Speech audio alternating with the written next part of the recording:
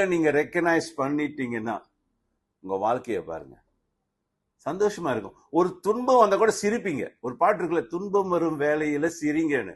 எப்பயோ எழுதி வச்சிருக்கான் மனசன். அந்த பாட்டோட அர்த்தம் உங்களுக்கு முழுசா புரியும். அது துன்பம் இல்ல, எனக்கு ஒரு பாடம்.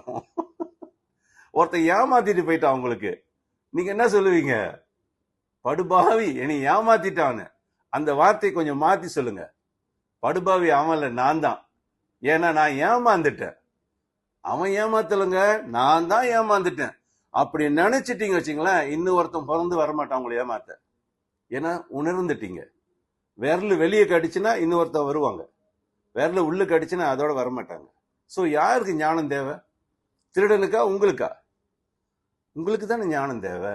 செல்ஃப் ரியலைஸ், தன்னை உணரணும். தன்னை உணர்ந்தவனுக்கு என்னைக்குமே துன்பம் இல்லை. துன்பமே இல்லைன்னு சொன்னா உங்களை உணருங்க. அதை விட்டுட்டு சின்னதுக்கெல்லாம் டென்ஷன் ஆகிட்டு அப்செட் ஆகிட்டு இவங்க இப்படி நினைச்சிட்டாங்க, அதெல்லாம் வேணாம். சில பேர் நான் பார்ப்பேன், ரொம்ப பாவமாக இருக்குது. யங்ஸ்டர்ஸ் பிசினஸ் வந்துட்டு ரொம்ப சீக்கிரம் அப்செட் ஆயிடுறாங்க. ஏன்னா ரத்தம் சூடா இருக்குல்ல.